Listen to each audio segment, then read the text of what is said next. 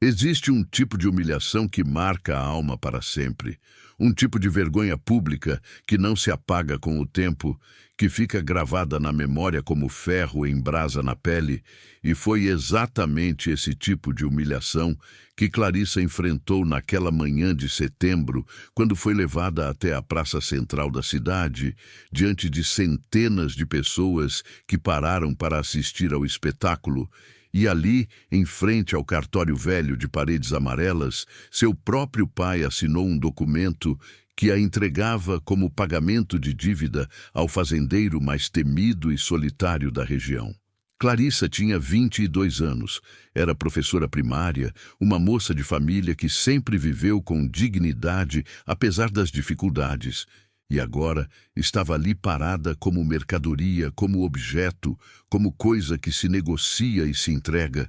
Enquanto o tabelião lia em voz alta os termos do acordo, Clarissa Maria Santos fica sob tutela de Ricardo Mendes Alvarenga pelo período de 2 anos, prestando serviços domésticos na fazenda Santa Helena, como forma de quitar a dívida de 50 mil cruzados, contraída por seu pai, Joaquim Santos.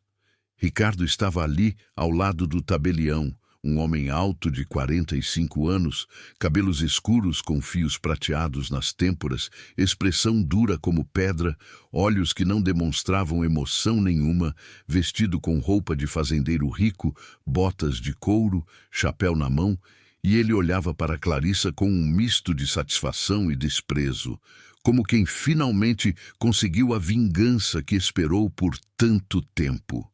E naquele momento, naquele exato instante em que o pai dela terminou de assinar o documento com mãos trêmulas de bêbado, em que o tabelião carimbou o papel, tornando tudo oficial, em que Ricardo deu um sorriso pequeno e amargo de vitória, a vida de Clarissa acabou. A Clarissa professora morreu, a Clarissa noiva morreu, a Clarissa que tinha sonhos e planos morreu. E nasceu ali uma versão dela que nem ela mesma conhecia. Uma mulher quebrada que teria que encontrar forças para sobreviver aos próximos 2 anos de escravidão legalizada. Antes de continuarmos esta história que vai mexer com sua alma, eu preciso saber de você que está me ouvindo agora. De qual cidade você está nos acompanhando? Se você está ouvindo de Curitiba, de Londrina, de Maringá, de Cascavel, de qualquer lugar do Paraná ou de qualquer canto deste Brasil, deixe seu like agora, mostre que você faz parte desta comunidade de pessoas que acreditam que toda história tem uma lição, que todo sofrimento tem um propósito, que Deus escreve certo por linhas tortas.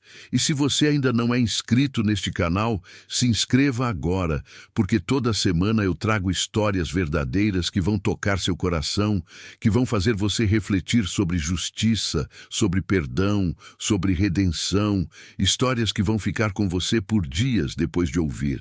Agora vamos descobrir juntos como uma dívida de dinheiro se transformou numa dívida de coração, como a vingança de um homem amargurado encontrou a bondade de uma mulher inocente, e como o destino tem formas misteriosas de transformar prisão em liberdade. Estamos no ano de 1988, uma época em que o interior do Brasil ainda vivia sob códigos antigos, onde a palavra de um homem rico valia mais que a lei escrita, onde acordos eram feitos em cartório, mas as verdadeiras regras eram ditadas pela tradição, pelo costume, pelo que sempre foi feito daquele jeito e ninguém questionava. A cidade se chamava Santa Vitória do Oeste, ficava no interior do Paraná, era uma daquelas cidades médias que tinham crescido com o café, ruas largas de paralelepípedo, casarões antigos, uma praça central com coreto, igreja matriz imponente e aquele jeito de interior onde todo mundo conhece todo mundo, onde os segredos não duram e as fofocas voam mais rápido que o vento. A economia girava em torno de meia dúzia de grandes fazendas de café. Os donos dessas terras eram os verdadeiros poderosos da região, e entre eles o nome Ricardo Mendes Alvarenga era pronunciado sempre com respeito, misturado com medo, porque todos sabiam que ele era um homem que não perdoava dívidas, que não aceitava desculpas, que cobrava o que era dele até a última moeda, e que tinha construído sua fortuna com trabalho duro e um coração que parecia feito de gelo. Naquela época, principalmente no interior, ainda existiam arranjos que hoje seriam completamente ilegais. Acordos onde pessoas eram usadas como garantia de dívida, onde mulheres podiam ser entregues como empregadas para trabalhar até quitar o que a família devia. E tudo isso era feito no cartório, com papel assinado, com testemunhas, como se fosse a coisa mais normal do mundo, como se seres humanos pudessem ser negociados igual a sacos de café ou cabeças de gado. Santa Vitória do Oeste tinha 12.000 habitantes, a maioria trabalhadores das fazendas, alguns comerciantes no centro, os profissionais liberais como médicos e advogados que atendiam a elite e aquela população pobre que vivia nos bairros afastados tentando sobreviver com o mínimo. As mulheres da época tinham papéis muito definidos, ou eram esposas e mães dedicadas ao lar, ou eram professoras, ou eram empregadas domésticas, não havia muita opção fora disso, e uma mulher solteira de 22 anos, como Clarissa, já era considerada em vias de ficar para a titia. Por isso, o noivado dela com Gabriel tinha sido visto como uma bênção, uma chance de se casar bem e garantir o futuro. A sociedade era rígida, patriarcal, os homens mandavam e as mulheres obedeciam, os pais decidiam o destino das filhas e questionar isso era se colocar contra toda a estrutura social que existia há gerações. Este era o mundo onde Clarissa tinha nascido e crescido, um mundo de regras claras e punições severas para quem saía da linha. E ela sempre tinha seguido todas as regras, sempre tinha sido a moça comportada, a filha obediente, a noiva exemplar. Mas nada disso importou quando o pai dela decidiu destruir tudo com a bebida e o jogo. Clarissa era filha única de Joaquim Santos e Amélia Santos. Tinha crescido numa casa simples, mas digna no centro da cidade. O pai tinha uma loja de ferragens que dava para viver bem.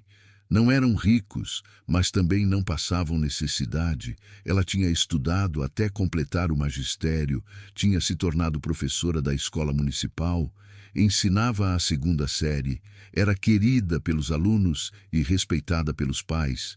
Tinha um futuro tranquilo pela frente. Clarissa era uma moça bonita de jeito simples, cabelos castanhos sempre presos num coque, olhos verdes que brilhavam quando ela sorria. 1,60 m de altura, magra, mas forte, daquelas pessoas que carregam uma luz interior, uma bondade genuína que transparece em cada gesto, em cada palavra.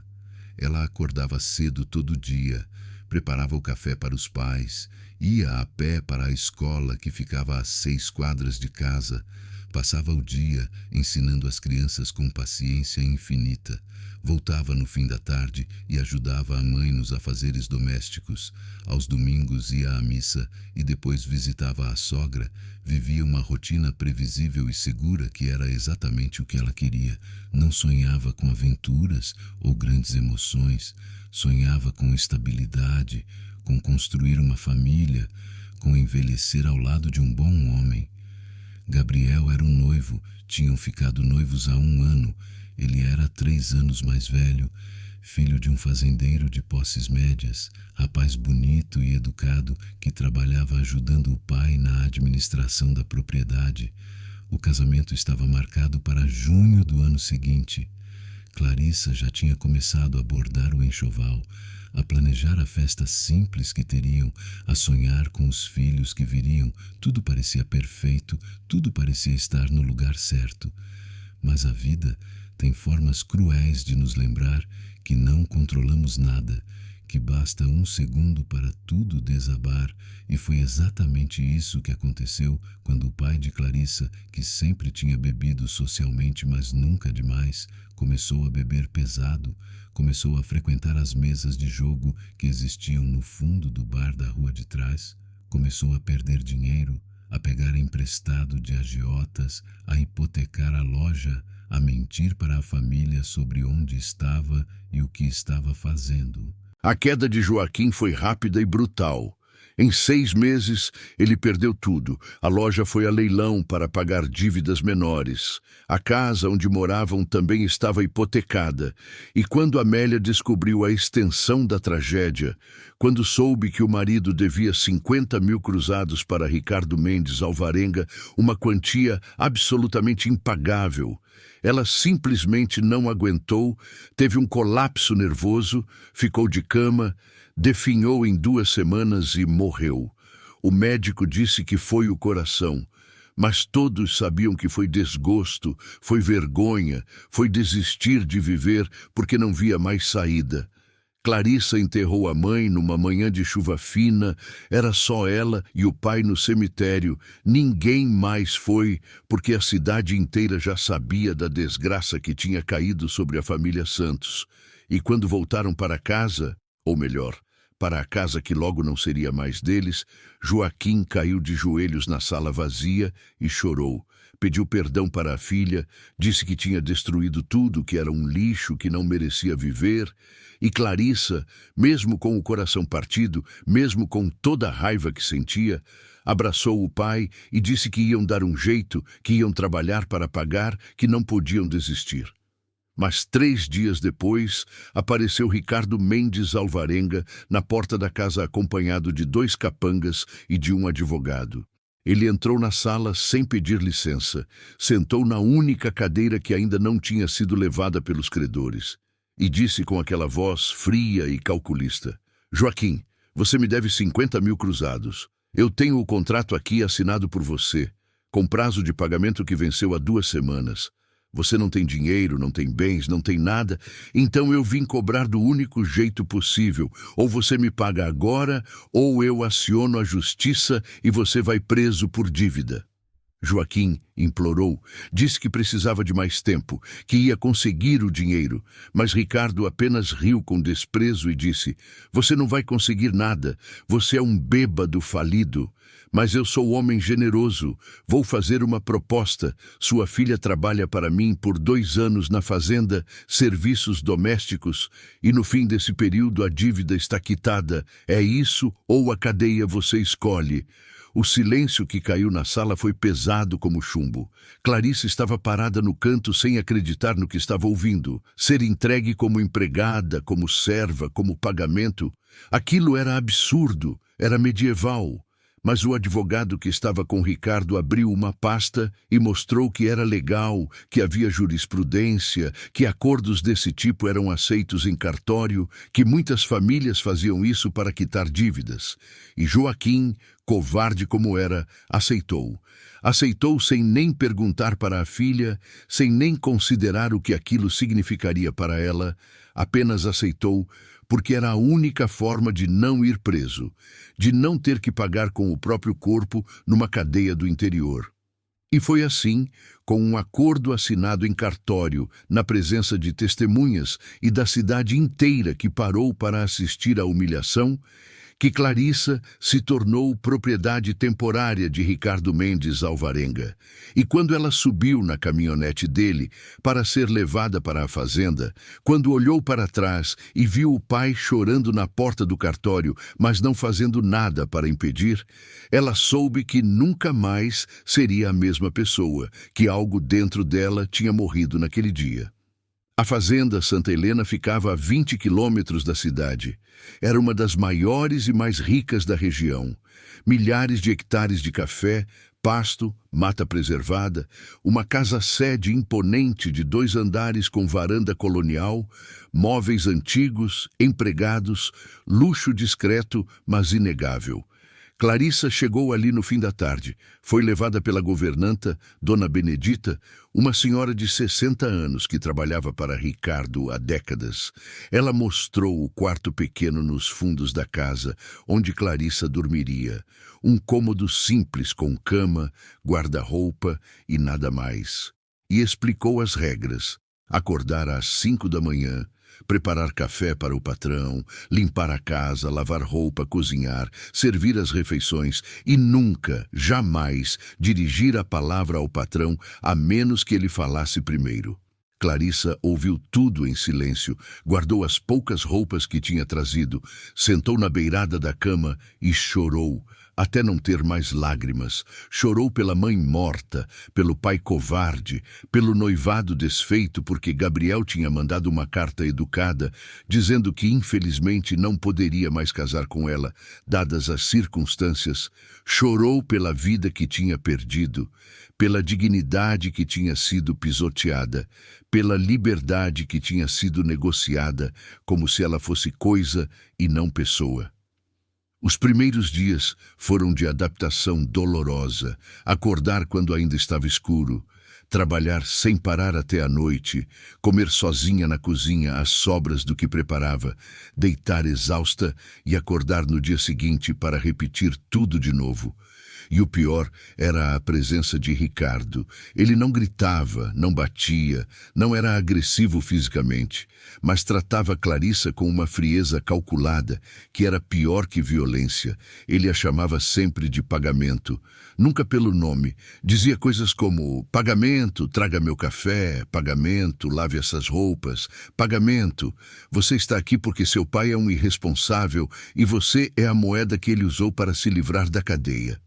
E Clarissa engolia cada humilhação em silêncio, porque não tinha escolha, porque legalmente ela estava presa ali por 2 anos, porque fugir significaria que o pai iria preso, e por mais que ela estivesse com raiva dele, não conseguia condená-lo a isso.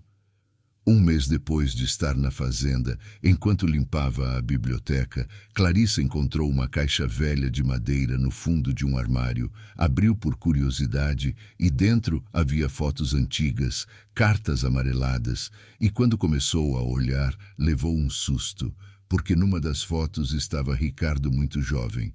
Devia ter uns 20 e poucos anos, sorridente de um jeito que ela nunca tinha visto, e ao lado dele, uma moça bonita de vestido claro, e quando Clarissa virou a foto, viu escrito atrás: Ricardo e Isabela, noivado, 1967. O coração dela disparou, porque Isabela era um nome que ela conhecia, era o nome da irmã mais velha dela, que tinha morrido antes dela nascer. A irmã que ninguém falava muito sobre, que era um assunto dolorido na família. E de repente, Clarissa entendeu tudo. Entendeu por que Ricardo tinha tanto ódio do pai dela. Entendeu por que ele tinha esperado todos esses anos pela oportunidade perfeita de se vingar. Clarissa correu até Dona Benedita e perguntou sobre aquela foto. E a velha governanta suspirou fundo e contou a história toda. Ricardo tinha sido noivo de Isabela há mais de 20 anos. Ele era pobre na época, filho de colono, mas trabalhador e honesto, e Isabela o amava de verdade. Mas quando Joaquim descobriu o noivado, proibiu terminantemente, disse que a filha dele não ia casar com peão, expulsou Ricardo da cidade, ameaçou processar ele por difamação se continuasse atrás de Isabela. E a moça, obediente como eram as mulheres daquela época, aceitou a decisão do pai, devolveu o anel e 3 meses depois adoeceu de tuberculose, ou pelo menos foi o que disseram. Mas todo mundo sabia que ela tinha morrido de tristeza, de coração partido, de desistir de viver, porque não podia ter o único homem que amava. Ricardo tinha jurado naquele dia, no enterro de Isabela, quando ele apareceu de longe apenas para ver o caixão descer, que um dia ia destruir Joaquim Santos do mesmo jeito que Joaquim tinha destruído a vida dele. E ele tinha trabalhado como animal, tinha juntado dinheiro centavo por centavo, tinha comprado terras, tinha prosperado, tinha se tornado rico, tudo movido por aquele ódio, por aquela sede de vingança. E quando Joaquim começou a afundar nas dívidas, Ricardo viu a oportunidade perfeita. Emprestou o dinheiro, sabendo que seria impossível pagar. Esperou o prazo vencer e então cobrou da única forma que faria Joaquim sofrer de verdade, pegando a filha dele, transformando ela em serva, fazendo com Clarissa o que Joaquim tinha feito com Isabela, destruir a chance de felicidade. Clarissa ficou dias processando aquela descoberta, entendendo que ela não era apenas um pagamento de dívida, ela era a vingança de um homem que tinha passado 20 anos alimentando o ódio, e isso mudou algo dentro dela, porque apesar de toda a dor que sentia, apesar de toda a humilhação que passava, ela conseguia ver a dor dele também. Conseguia entender que por trás daquela frieza havia um coração que tinha sido quebrado, uma vida que tinha sido destruída, e ela se perguntava se valia a pena, se aquela vingança toda estava trazendo paz para ele ou apenas mais amargura. Os meses foram passando, 6 meses, 8 meses, e algo começou a mudar. Ricardo começou a reparar em Clarissa de uma forma diferente. Reparava na dedicação com que ela fazia cada tarefa, na paciência com que cuidava do jardim, no carinho com que preparava as refeições, e ele começou a se pegar conversando com ela durante o jantar, perguntando sobre o dia dela, comentando sobre a fazenda, e Clarissa respondia sempre com respeito, mas sem medo. E aos poucos, aquelas conversas foram ficando mais longas, mais profundas. E uma noite, Ricardo perguntou por que ela nunca tinha tentado fugir, por que aceitava aquela situação com tanta resignação. E Clarissa olhou nos olhos dele e disse: "Porque eu entendo a sua dor. Eu sei o que meu pai fez com a mulher que você amava. Eu sei que você está apenas tentando equilibrar a balança, mas vingança não traz ninguém de volta, não cura nenhuma ferida, só cria feridas novas." Ricardo ficou em silêncio. Aquelas palavras tinham atingido algo nele que estava adormecido há anos. E pela primeira vez desde que Isabela tinha morrido, ele se permitiu sentir algo além de raiva. Se permitiu ver que havia outra pessoa sofrendo por causa da vingança dele, e que essa pessoa era inocente, que Clarissa não tinha culpa nenhuma dos erros do pai. Foi nessa época que Gabriel reapareceu, agora interessado, porque tinha descoberto que Ricardo tinha ganhado uma herança grande de um tio distante, tinha ficado ainda mais rico, e ele começou a frequentar a fazenda com desculpas esfarrapadas, tentando reconquistar Clarissa, oferecendo casamento de novo, e Clarissa via a falsidade naquele interesse renovado, via que ele não a queria por amor, mas por conveniência, e isso a fez perceber algo assustador, que em algum momento dos últimos meses ela tinha começado a desenvolver sentimentos por Ricardo, sentimentos que não deveria ter, sentimentos que não faziam sentido, mas que estavam ali, reais e confusos. Ricardo também percebeu o jogo de Gabriel e sentiu algo que não esperava: ciúme, raiva de ver aquele homem fraco e oportunista tentando levar embora Clarissa. E foi nesse momento que ele se deu conta do absurdo da situação. Ele estava apaixonado pela filha do homem que ele odiava. Estava apaixonado pela mulher que ele tinha transformado em prisioneira, e esse amor o forçava a encarar a verdade, que toda aquela vingança tinha sido inútil, que tinha passado 20 anos construindo riqueza, mas vivendo na pobreza emocional, que tinha se tornado exatamente o tipo de homem que ele desprezava, alguém que usava poder para controlar outras pessoas. A crise veio quando o pai de Clarissa apareceu na fazenda bêbado, acompanhado de outro agiota, dizendo que tinha feito um novo acordo, que vendia a tutela da filha para esse novo credor por uma dívida menor que tinha contraído. E Ricardo explodiu, expulsou todos, e naquela noite chamou Clarissa na sala e disse: "Eu preciso te contar uma coisa. Eu peguei você do seu pai não por causa do dinheiro. Foi por vingança, porque ele destruiu minha vida há 20 anos quando proibiu meu casamento com sua irmã Isabela. Eu quis fazer ele sofrer como eu sofri, mas eu estava errado. Vingança não conserta nada, só perpetua a dor, e você não merece pagar pelos erros dele." Ricardo pegou o contrato, rasgou na frente dela e disse: "Você está livre. A dívida está quitada. Você pode ir embora agora, voltar para a cidade, refazer sua vida, e eu peço perdão por tudo que fiz com você." Clarissa ficou ali parada com lágrimas nos olhos, segurando os pedaços do contrato rasgado. E em vez de comemorar a liberdade, ela sentiu uma dor profunda no peito, porque percebeu que não queria ir embora, que naqueles meses difíceis tinha encontrado algo que não esperava. Tinha encontrado um homem de verdade por trás da máscara de vingança, tinha encontrado alguém que estava tão quebrado quanto ela e que precisava de cura tanto quanto ela precisava. E pela primeira vez na vida, Clarissa tomou uma decisão completamente dela. Sem pressão de pai, sem expectativa de sociedade, sem medo de julgamento. Ela olhou para Ricardo e disse: "Eu não vou embora, mas não porque sou obrigada. Vou ficar porque eu escolho. Porque em algum momento desses meses eu me apaixonei por você. E se você quiser, se você sentir o mesmo, eu quero construir algo novo aqui.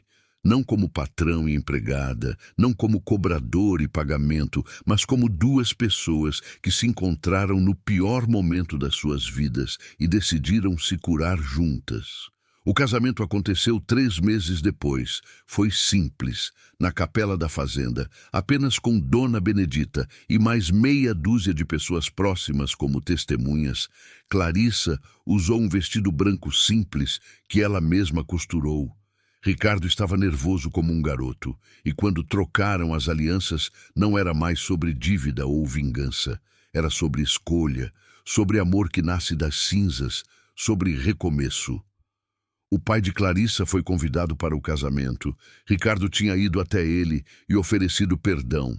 Tinha dito que segurar rancor por 20 anos tinha sido um desperdício de vida. E Joaquim, já velho e acabado pela bebida, chorou e pediu perdão. Pediu para a filha e para Ricardo. E nos 6 meses seguintes, antes de morrer, ele conseguiu ficar sóbrio. Conseguiu fazer as pazes com a filha. E morreu sabendo que ela estava bem, que estava feliz. E isso trouxe alguma paz para ele. Gabriel sumiu da cidade quando percebeu que tinha perdido tudo. Foi exposto como oportunista e covarde, e ninguém sentiu falta. 3 anos depois do casamento, Clarissa estava na varanda da casa-sede. O sol se pondo sobre os cafezais, um bebê de 6 meses dormindo no colo dela. Ricardo chegando do trabalho e parando para admirar aquela cena, e ele pensou em tudo o que tinha acontecido, em como a vida tem formas estranhas de nos ensinar, em como ele tinha planejado vingança, mas recebido redenção, tinha planejado destruir, mas acabou construindo a família que sempre quis. A fazenda prosperou nos anos seguintes. Mas mais importante que isso, Ricardo mudou. Transformou-se num homem generoso que ajudava famílias endividadas da região, criou um fundo para pequenos produtores e sempre dizia que fazia isso porque tinha aprendido que a dívida mais cara que existe não é de dinheiro.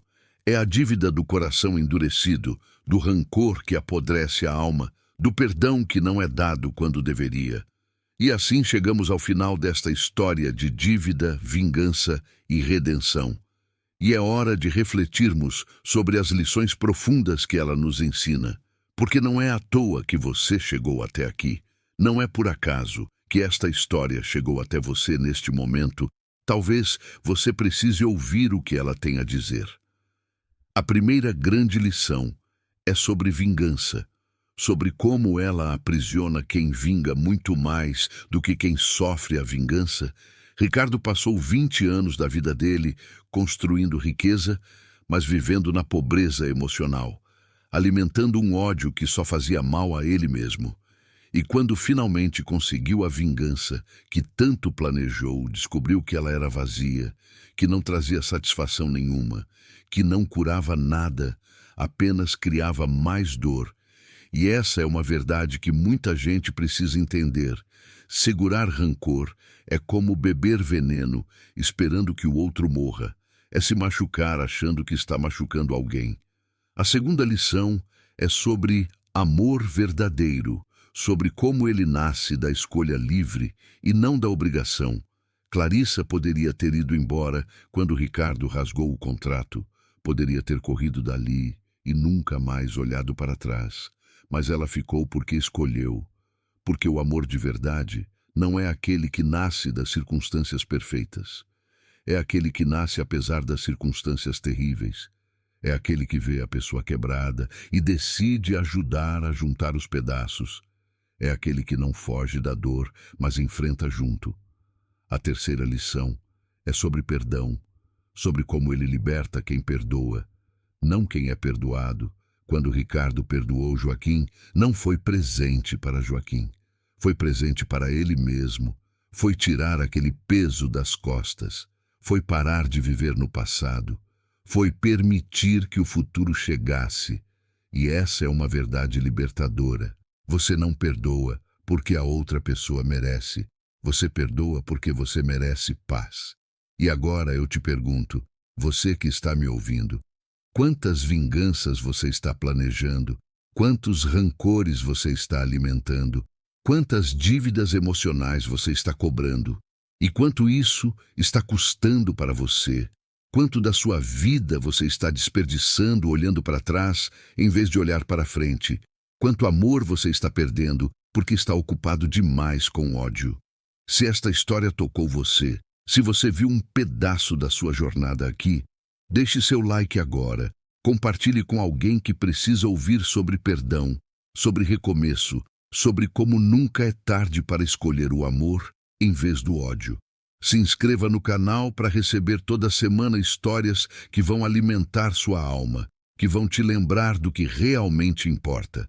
Semana que vem tem mais uma história de redenção esperando por você. Então, ative o sininho.